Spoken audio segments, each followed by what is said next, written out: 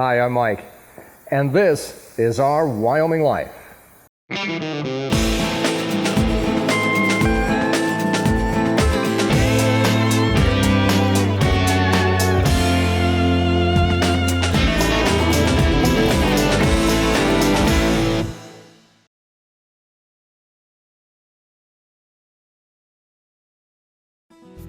This is the ranch, thousands of acres spread out across northeast Wyoming, with vast grasslands, ponds, and creek beds that run with water in the spring.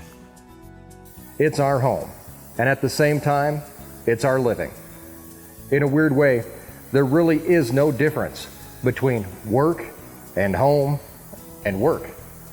Life on the ranch is far different from life in the city.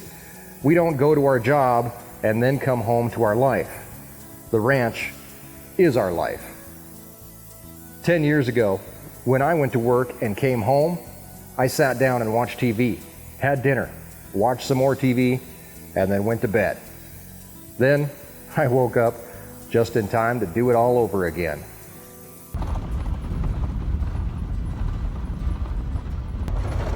After leaving the military at the age of 23, I got into radio, where I worked a bunch of different formats. I was a DJ on a country station, I did mornings on a rock station, and I did a lot of overnights as well.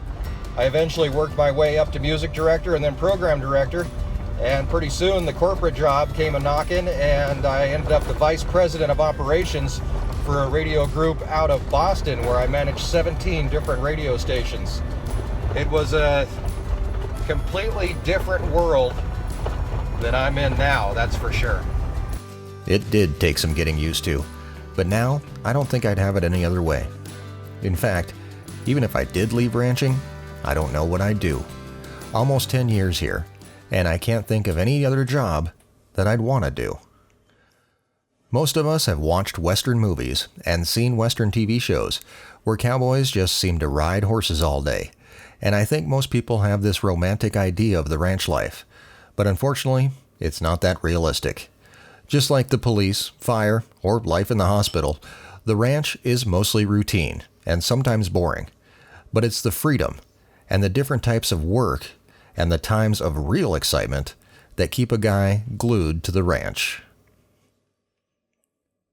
This is the shop. You could call it my ranch office. Everything starts from here. Every morning, I head to the shop to get my day in order, or try to. Hey, Kittler. Hey, Kittler. How are you? There's always the usual stuff to do, the everyday things, like letting out the chickens for their day, and collecting eggs, or feeding the bottle calves, and filling their water. The calves' water is actually a little bit interesting because their water tank is about 50 feet down that way. So what we've rigged up here is a hose that feeds into a piece of PVC that feeds all the way down to their tank.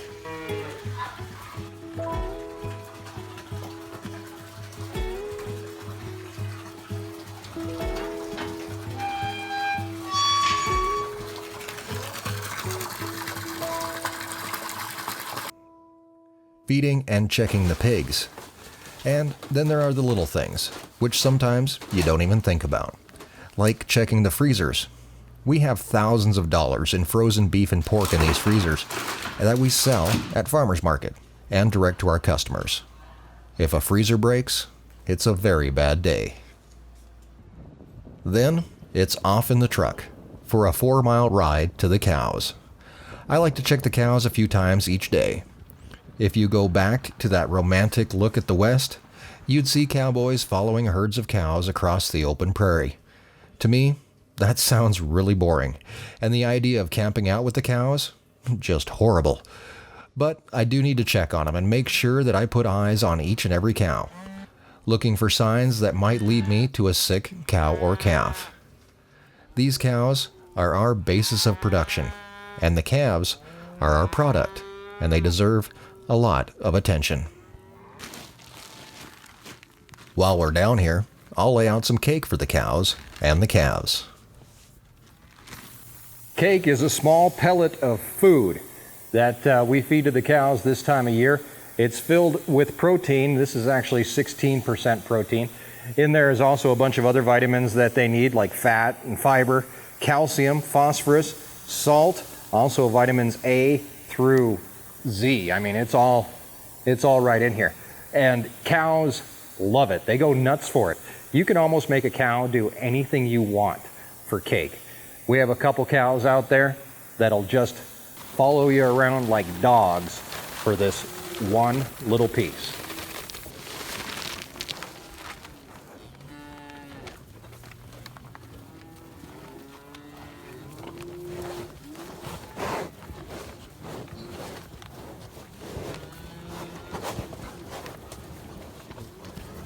After that job is done, it's back to the shop, and time to line out the rest of the day's projects, which we have plenty.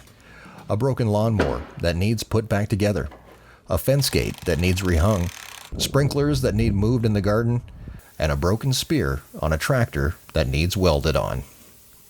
One of the more interesting things that I find about ranching, as opposed to, everyday life, is the fact that nothing really goes to waste. When we pick from the gardens, all of that either goes to farmer's market or goes to the pigs or to the chickens. Erin liked to say that she turns her garden scraps into bacon and eggs. And that's the way it goes. When the kids help us feed it and you see the look on their face, there's nothing like it. And that's what I'm talking about out here is we try not to waste anything. And that even comes to equipment. When something's broken, like this spear, one of these teeth is actually broken on it, we don't throw the darn thing away. You've got to figure out how to fix it. We can't afford to go buy a new one of these. When the lawnmower is broken, you don't go get a new lawnmower. You figure out how to fix it, whether it's repairing an engine or repairing a pulley or a blade or a belt or whatever it is. You just figure it out. And I think that's one of the more interesting things about ranching, as opposed to living where you've got, a Best Buy right next door, or Home Depot's right there. You can, throw this thing in the trash and start all over.